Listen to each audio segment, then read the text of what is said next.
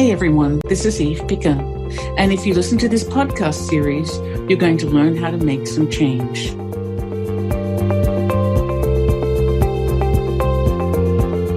Hi there, thanks so much for joining me today for the latest episode of Impact Real Estate Investing. My guest today is Molly McCabe. I met Molly in her role as chair of Urban Land Institute's Responsible Property Investment Council. After many years spent in commercial real estate, Molly founded HaydenTanner. There she works on cultivating practical solutions and strategies to accelerate the emergence of resilient buildings and vibrant, sustainable cities. But Molly has shown her true colors with her latest astounding project, the Lotus Campaign. Be sure to go to evepicker.com to find out more about Molly on the show notes page for this episode. And be sure to sign up for my newsletter so you can access information about impact real estate investing and get the latest news about the exciting projects on my crowdfunding platform, Small Change. So, Molly, it's really nice to have you here today. Would you just tell us a little bit about yourself and what you do? Oh, sure. Yeah. Thanks, Steve. Appreciate it. I run a firm called HaydenTanner, which is a strategic real estate advisory firm focused on increasing or bringing social equity and sustainability into the built environment. So I work with developers and investors on their projects to create, healthy, vibrant communities. And I also have recently co-founded a nonprofit with some colleagues called the Lotus Campaign, which is focused on increasing the availability of housing for people experiencing homelessness. That last one is a really big lift. Can you tell us a little bit more about that, the Lotus Campaign? I know a little bit about it, but I'd love to know more. So I'm delighted to do that. So we started the Lotus Campaign. We're coming up on our 1-year birthday mid-July. And what we realized maybe about 18 months ago in looking at a number of things is that the private sector really has not been engaged directly into how do you solve some of these challenges around homelessness. And really got to thinking about how can we bring the private sector, the private real estate development and landlords and investors into the mix and really start to solve the problem. And the Lotus Campaign looks at it from a continuum.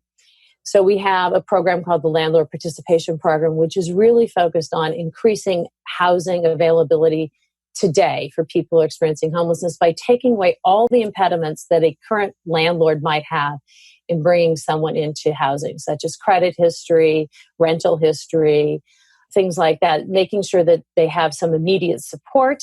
And then we also incentivize those landlords to open up units. And then on the continuum, we also recognize that just increasing housing today with existing units is not enough because we just don't have enough housing units available, period. So the second piece is we are buying and rehabbing existing naturally occurring affordable housing, doing major rehabs and putting aside about 20% of those units for people experiencing homelessness, and the balance, about 80%, is primarily workforce housing. And the third piece on the continuum is actually increasing the total number of housing. So we are piloting, or will be piloting this year, hopefully, some new construction technologies, which will reduce the total cost per unit of housing. And through that, we'll be partnering with cities and other communities to increase the actual total housing stock. So it's a continuum, and it's again been pretty successful so far. We've helped facilitate in the first year about 155 people into housing at an average cost of about $1,000 per person. Wow, that's a lot that you have on your plate. It's a really lot to manage. So I want to go back to something you said about removing impediments for formerly homeless people to be able to rent a space. What exactly do you mean by that? How do you help remove those impediments? Well, the Lotus Campaign, if you sort of take a quick step back and we look at our, the clients that our people that we're currently looking at serving, we're looking at serving sort of highly functioning, chronically homeless, all the way up to people who are on the verge of experiencing homelessness. Because what you find today is that, in comparison to what we thought were the people who are experiencing homelessness, like typically people who were, drug users and things like that. Really it's so many people who are falling into poverty. Right now, housing prices across the country are just dramatically rising, and there's people who are wealthy can certainly go into housing, but then there's that point where you lose a job, you have a health problem, something happens and you can't make the rent that next month. We sort of serve that whole sector, that whole segment of the population. And what we're finding is that landlords have consistently been concerned about things like, as I said, rental history, credit history. And then there's a whole stigma attached to being homeless. And the reality is, as I said, many of it's economic in nature. So when we talk to the landlords, what we're doing is we Lotus come in and we provide a rent guarantee. We provide tenant insurance. We work with social services organizations who have an ongoing responsibility to, one, identify a resident who is able to go into scattered site housing and then provide ongoing services to them during the entire period of time that they are in that housing, including, for example, they come in once a month and they walk the unit, check with the tenant, but they make sure it's from a landlord's perspective, it gets somebody in the unit to make sure that things are still going okay. And if there's any problems, it gets you ahead of that. We ask the landlord to postpone eviction processing for a month, 30 days. And we ask them to partner with us to see if we can work out whatever the problem is. And if at the end of that month, we aren't able to do that, we will go with the landlord to court. We will pay their court costs, their attorney's fees to help process that eviction if necessary. Hopefully that hasn't happened so far with any of the tenants that we've had, but we have offered that. And then the last piece is we provide the landlord with an incentive payment to open up units. So what we're finding is that it's about $1,000 per person. That's not a lot of money. No, it's a great way to, if you think about leveraging your capital, it's not a lot of money. And so we've been really, really successful with that. And so far, as I said, we have 155 people in housing. We've had one person lose their housing. And that wasn't because they were doing anything wrong at the building, at the apartments. It was because they weren't actually following through on what the social service organization had expected them to do. They weren't making meetings. And the social service organization actually came in and said, you need to leave. Wow. And that person's gotten back on the waiting list because they've shown back up. But, it's really a matter of sort of bridging that gap between what the landlords are, their expectations, making them feel comfortable that they have support and that they have, a reason to open up those units and feel confident. Be sure to go to evepicker.com and sign up for my free educational newsletter about impact real estate investing. You'll be among the first to hear about new projects you can invest in. That's evepicker.com. Thanks so much. What locations are you in so far? We're currently piloting in Charlotte, North Carolina. So in Charlotte, again, we have four different landlord organizations that we're working with. And we have four different social services organizations that we're working with who have identified people. We hadn't expected to do this, but the opportunity came along in November to actually acquire a building. So we acquired a building in November. It's 144 units, 30 of which have been set aside for Lotus clients, and the balance are workforce housing, tenants, residents. And in that case, we brought in an impact investor as a partner. Our returns are very strong as compared to anything else in the market. What are the returns? Can you share? Sure, I'd be happy to share on that particular project. Again, we're targeting kind of market rate returns. So we're looking at a current of about 6% on that deal, and we're looking at over a 7-year period at 12% IRR. That's pretty good. Yeah, and it's a very traditional. Of course, any real estate deal is different. All real estate deals are different. So you go into any one, you figure out what works, but it's a very traditional model. There's no tax credits. It's a 65% loan to value. We're doing some rehab on it. And you have guaranteed clients. Guaranteed clients. So it's a pretty low risk project by the sounds of it.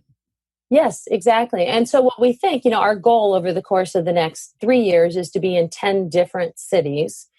And that was going to be my next question. What's your goal? Perfect. 10 segue. cities. That's pretty fast. Yeah, so 10 cities in 36 months, and that's our objective. Again, it really, people ask us, where are you going to be? Have you identified the cities? And we do certainly have criteria. Number one, I think we're going to, the two most important criteria are, who do we know in that city from a landlord development perspective? Who kind of controls the real estate side? And then are there solid social services organizations who can, one, identify clients who can go into scattered site housing, and two, have the capacity to provide that ongoing support to those tenants? I suspect it'll probably be secondary cities, we're probably not going to go into major cities just because the cost of housing is so expensive in, places like New York or Los Angeles, San Francisco. But well, let me know if you need any help in Pittsburgh, because as you know, I'm connected here. You are very connected. I would love to get into Pittsburgh. There's some really interesting cities. I think we can have some good impact. So we need to talk more about that. So it sounds like this project takes up a fair amount of your time, but you were also talking about another more local one. Do you want to tell us a little bit more about your involvement in that? One of the things that, as I said, I've been really involved with in the last 18 months is sort of this rollout of opportunity zones. And originally I got involved in it from more of a national perspective in looking at how the real estate sector might, it's funny looking at it now, of course, because real estate is the easiest piece to do, to apply opportunity zones. But when it first started, we really didn't know how it would play out. So I got involved more on a national basis and looking at how real estate might utilize it for distressed communities. And it turns out there's an opportunity zone in my local small community where I've not done any development or investment at all. And the project that I'm particularly looking at now is one where the library is looking at moving into a particular location on a new trail that's being built, and the rail lines are coming out and the trail is going through the center of town. And it's a great place to create a community hub. And there's such a need for, creating sort of that vibrant place where people come together, that third place. So we're looking at the library, some mixed income housing, kind of it's akin to kind of what we were talking about earlier for the Lotus campaign. So we'll have some sort of workforce housing, some up, higher end housing, as well as some lower income housing, maker space, retail, coffee shops, all that in this one location. It sounds like fun. It sounds like a really fun project. So you're working on some really great things. Have you, I've been personally a little bit disappointed at what has emerged around real estate opportunities in opportunity zones. I'm just wondering, because I know you've been a bit on the speaker circuit and you've been pretty heavily immersed in this. I'm just wondering what you think about what's going on, and I'd love to hear your thoughts. Yeah, I think it's a great point, Eve. The reality is the projects that are coming first out of the gate are the ones that were already shovel ready, and in many cases, already penciled. I had a question from on a webinar I did not that long ago from somebody who said, well, how is that hotel project really supporting that community? And did they go about involving the community in discussions about what the community actually wanted? And, it's not my project, so I can't say whether or not they did in order to get it approved. But I think, we have to recognize that the early projects that are coming out of the gate are ones that were already vetted, ready to go. So water under the bridge, that's already done. So let's figure out, how do we move forward today and identify, how do we bring the communities in? What kind of impact do we want to have? How do we make sure that, gentrification does not displace people? How do we make sure that what we're doing in these communities actually benefits the people who are currently living there? And what kind of impacts do we want to have? And I think many cities are finally getting their hands around and their head around what that actually means. So what do we want to have here? What does that look like? And I think community members are starting to recognize that. One of the things I think you're doing, which is so awesome, is this concept of, using crowdfunding as part of an opportunity zone. So how do you take the people who live there, who maybe have small investments, and only can do small investments into it. But if they invest in their own community, they have, they are able to help design and create what they really want. So yeah. there's potential. I recognize, because I know you're doing this and I haven't even attempted crowdfunding, huge complexity to it. So I don't say that it's easy. I actually think that's not the most difficult part. I think for me, the most difficult part is when you layer impact onto opportunity zones, is finding a project that can stand on its own 2 feet, that works, that is investor ready, that has some experienced developer behind it.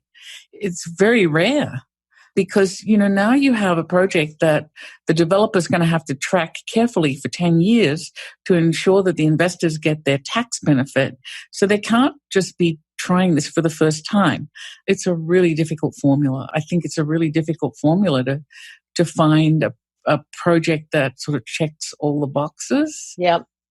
Very, very difficult. Yeah. I think the good news is that, the recent regs that came out in April, one of the things that it did allow is it allows you to sell an asset in the middle of that 10 years and reinvest it, as long as you keep the money in the opportunity fund. And so theoretically, we will see new capital coming in over time. And so I think you'll see some recycling of capital and see the ability so maybe it doesn't have to be a 10-year project, but I also like the potential to take real estate and layer it with businesses in the opportunity. Yeah, no, I agree. I think that has great potential. Yeah. So I think it remains to be seen. And, it's really not a long enough ramp up time, is it? No, the 10 years is ticking away fast, and people are really only getting themselves organized in thinking about it. And there are a few projects that were ready to go that just happened to be in opportunity zones, or perhaps they were there because they petitioned for them politically. I don't know, but it's really only just coming together now, I think. And how far into it are we? Yeah, what are we at? Well, we're more than a year. I mean, we're basically 18 months into it. Yeah. And I think that has been, I have a client that bought a project in April of last year. Huge project. Opportunity zone. They are definitely putting in enough money to make it work, but they bought it and they had no idea that it was in an opportunity zone, right? It was just too new. And so going, sort of that backward looking, going, oh, well, we should have done it this way. Yeah, that's tough too. Right. So we'll see. I think it has great potential. There's no doubt it also has potential for abuse. So, well, I think we just have to, for those of us who are really focused on impact and really looking at how can we develop communities in ways that make a difference for the people that live there, both on a social perspective as well as an environmental perspective. I think we just have to keep pushing for those impact measurements and making sure that we are tracking those in a way that are meaningful, whether that's on an opportunity zone project or really any projects. I mean, really, that's to me, how do we create thriving, healthy communities that are, we reduce our carbon footprint. We are focusing on, going as close to net zero as we can, but also providing jobs and equity and all of those things. So, Molly, I love talking to you because you answer my next question before I ask it. My next question was going to be, do you think socially responsible real estate is necessary in today's development landscape? I think I know the answer to that. Oh, yes. Oh, my gosh. Absolutely. I mean, I'm so fascinated by people when I look back and I think about, developments that I did, oh my goodness, 25 years ago, I go, what was I thinking? That was so bad. We're in a place where the planet, we have so many people on the planet. You look at, and it's just increasing. We have climate change is an issue. Water resources are an issue. Energy is an issue. Social equity, we have this increasing economic divide of the haves and have-nots. If you don't think that responsible property investing or responsible investing in general is crucial, I don't know where you're headed. Been? Yeah, right. And then the other piece that I think is so important is recognizing, I mean, some people think that capital money is bad. If you recognize that capital is just a tool, it's just a tool. Money is just a tool. It's just something that we've, created to trade energy and goods and services.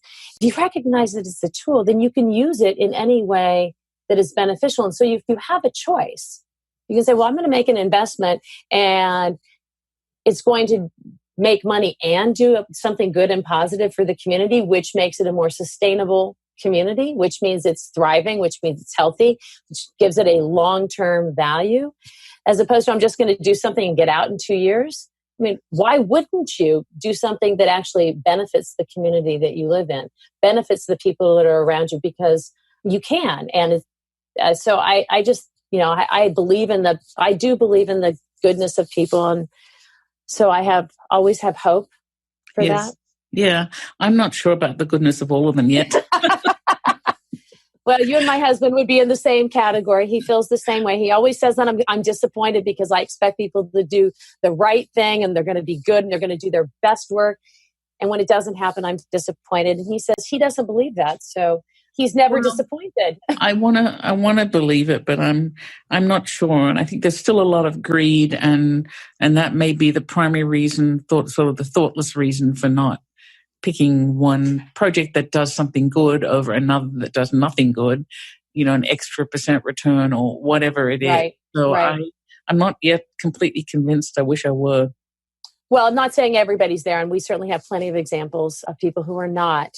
And who are very much out just for that, their own benefit. But I feel like investing for impact is this tidal wave heading towards us, and we're early adopters. Yep. And so, eventually, if you think about a graph with Walmart at the top, eventually that crowd will follow because it's the thing to do, right? I don't think we're there yet. And we're all battling against a crowd that doesn't know it's the right thing to do. That's the way I think about it.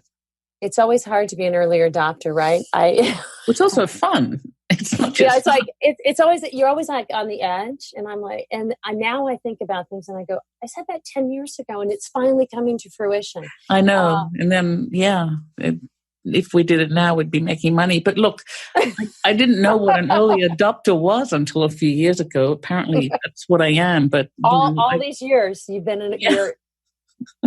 I know. I mean, this is the way we're wired. We can't think differently, right, Molly? Exactly. I mean, I think really, if you think about what does it take to be not just an early adopter, but really somebody who is a leader. I mean, people who are leaders are those that, kind of are always, I mean, you don't have the answers and you don't pretend you have the answers, but you're always curious and you're always looking at, so what's next? And how can you solve that problem? And wow, that's interesting. I mean, I think what I appreciate about spending time with you, Eve, is that you're always asking questions and you're always going, well, how might that work? And what about this? And if we try it this way, and sometimes it doesn't work, right? Yes, usually it doesn't work. but then, 1 time in 10 or 1 time in 100, it does work. And you go, wow, that is so cool. Yeah, actually, that's a really interesting point, because in the tech world, failure is a little bit glorified, right? Mm-hmm. Yeah. You've tried 3 companies and they failed and finally have a winner. In the rest of the world, not so much. So failure is pointed at and derided. And yet I think failure is kind of an indication that you are willing to try something.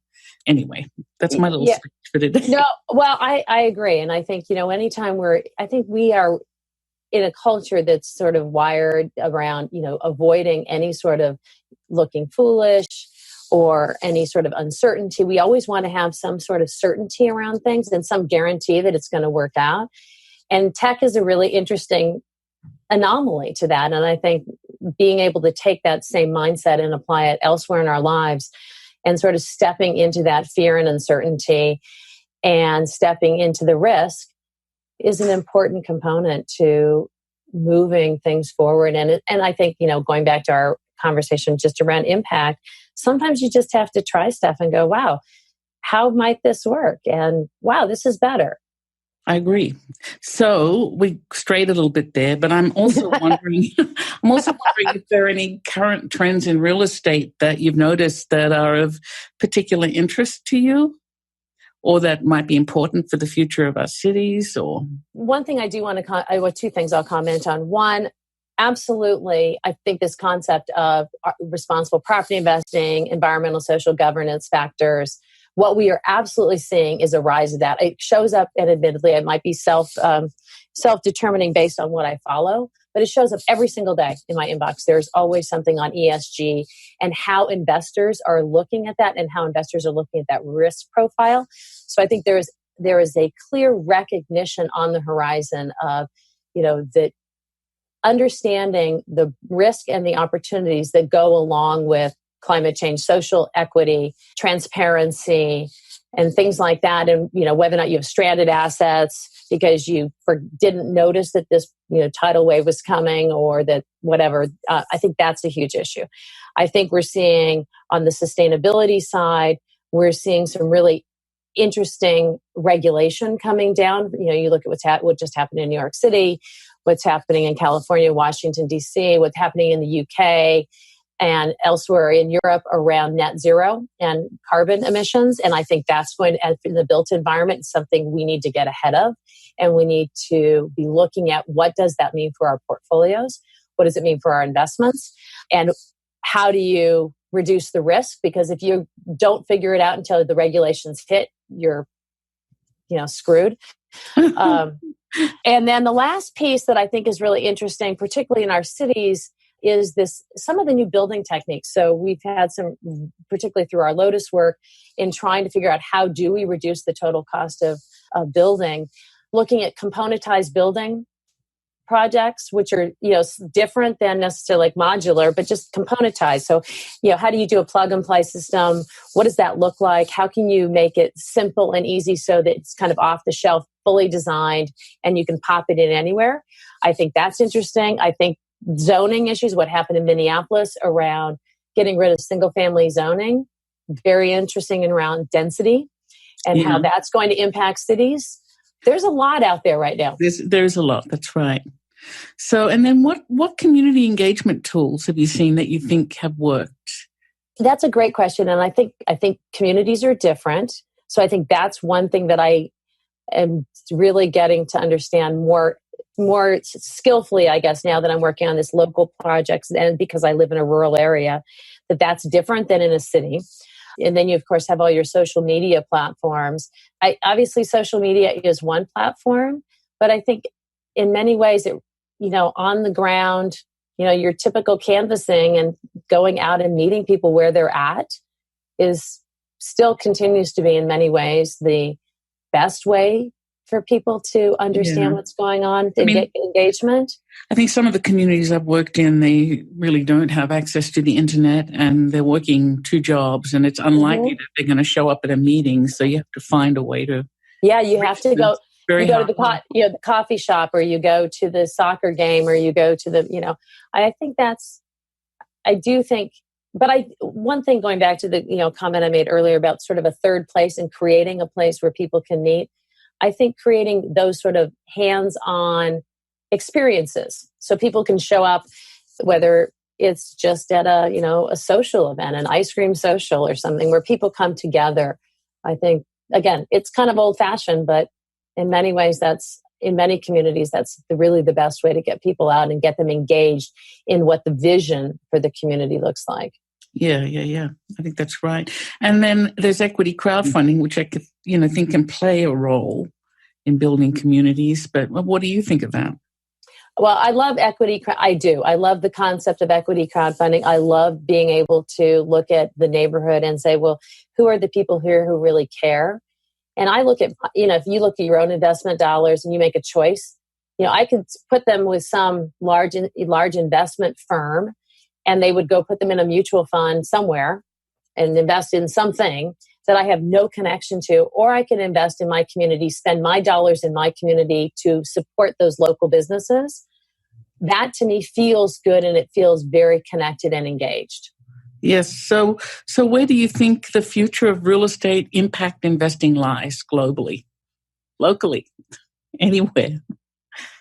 Oh, wow. I think it lies in both, certainly. I think impact on it, I think local is exciting to me. And probably that's because I'm working on this project locally, because I see the opportunities there and the opportunity to engage the community in a positive way.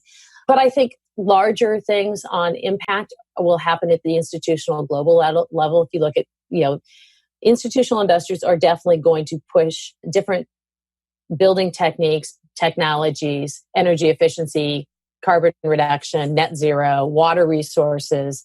I think that will probably push from the more global side. Yeah, I think you're probably right. Okay, so I have 3 sign-off questions I'm going to ask Molly. And the first is, what's the key factor that makes a real estate project impactful to you? To me, if it creates a place where people can engage and connect. If I look at my core values, connection and relationship is one of my core values. So creating that space in a way that is healthy and vibrant. And so it's that connection in a way that is not, looking down at your screen. It's a connection of people, bringing people together where they actually, 1 and 1 doesn't make 2. 1 and 1 makes, something. It's a community. Multiple. Yeah. Makes a community. Yeah. And then, other than by raising money, in what ways do you think involving investors through crowdfunding could benefit an impact real estate developer? Well, what I think, to your point on engagement, I think that once you bring them in on a crowdfunding platform, they get, you're continually communicating with them. Here's what's going on. Here's where we're at. Here's what we see down in the future. Here are the challenges that we have, right? And I think what it does in that sort of crowdfunding way, it gives them the ability to say, I'm part of this and it's meaningful to me and I'm going to engage further. So I think, yes, the crowdfunding is important to bring in money, but I also think it actually engages people in a proactive way. It actually pulls them in a way that they want to be engaged and they want to participate. They want to, whether it's showing up at a city council meeting or writing a letter to the editor or, it becomes their project as well as a developer.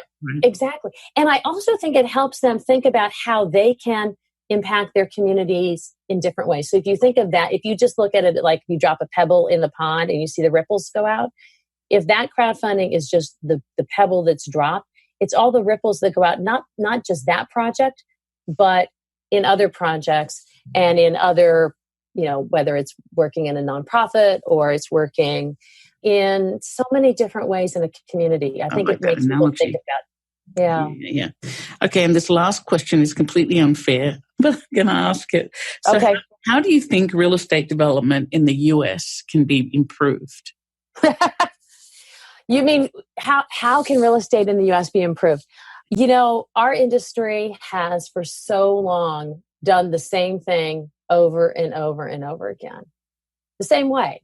We really are not an industry that is too focused on innovation.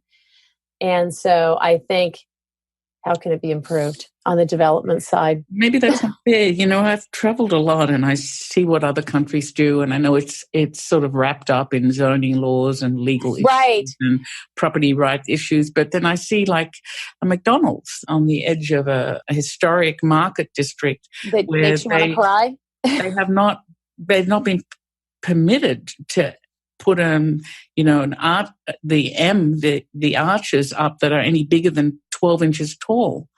And they've gone with it, because they really want to be there. So, that's just a little thought. But I think, it's an interesting question because I do think, I was just reading this morning, one of my colleagues, Sydney, Australia, had put out an international competition to get proposals to, increase housing and affordability and such. And they had over 200 submissions and they've narrowed the shortlist down to 7.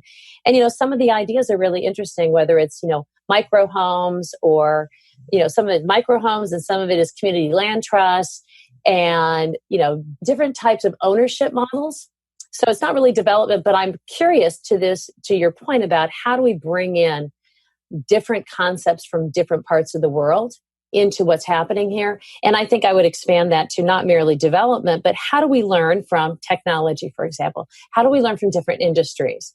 One of the things I've always done when I was chairman of the Responsible Property Investment Council for the Urban Land Institute is every meeting we'd have a session called Conversations with Great Minds.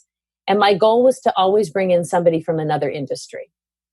So, whether that's the banking industry who is looking at how they, for their human resources, how they really make people who are LGBTQ feel comfortable and how they go out of their way to make an expansive and culturally supportive environment, to, the chief storyteller from Patagonia coming in and talking about how Patagonia has created a whole culture and brand around sustainability and connection and the environment. So, understanding how can we use what retail is doing, what tech is doing that we aren't currently doing. So. Yeah. Or actually, Sydney, Australia is a really good example. That's where I grew up. And I've been watching Australia for years become one of the most expensive housing markets in the world by far, and wondering how anyone can possibly buy a starter home there. It's so expensive. So now they're all of a sudden hit with the problem of affordable housing. I don't think there is government assistance at all. And we've done that actually much better here. So while they've done some things well, we've done other things better. And I think there's a lot to learn from everyone. Yeah. That was a little bit unfair. So I'm sorry. Well, I think your point on zoning is really crucial. And what you're finding is even in many of these progressive cities, if you look at how, right now I'm so focused on housing with Lotus, but you look at housing, and to your point, Vancouver, for example, is also hugely expensive. But we need to look at zoning laws. And in these progressive cities, we're finding even in those locations that we don't want people to move into our backyard. And so if we are doing that, we are naturally just causing a shift in population. And we're not providing the kind of housing we need to provide. And we have NIMBYism. And so I think, we kind of have to, people who are progressive kind of have to look themselves in the eye and go, am I really, really marching? Am I actually espousing one thing and doing something else? Because I think, Frank, in many ways we are. We say one thing, but we're doing something else. So I think that's right. Well, I think that was a really wonderful chat, and I thank you very much for joining me. And I'm going to be talking to you soon about Pittsburgh and other ideas for sure. I'm excited about that. Thank you so much, Eve. Okay, it's really, as always, a delight. Okay, thank you. That was Molly McCabe of HaydenTanner and the Lotus Campaign. Here are some of the takeaways that Molly shared with us today. First, that we need to think of capital as just a tool. It can be used beneficially or not. Second, that her Lotus campaign has housed over 150 homeless people in its first year at the extraordinarily low cost of just $1,000 per person. And third, that along with everything else she does, Molly is exploring building techniques in order to lower the cost of housing for those who really need it. You can find out more about impact real estate investing and access the show notes for today's episode at my website, evepicker.com. While you're there, sign up for my newsletter to find out more about how to make money in real estate while building better cities. Thank you so much for spending your time with me today, and thank you, Molly, for sharing your thoughts. We'll talk again soon, but for now, this is Eve Picker signing off to go make some change.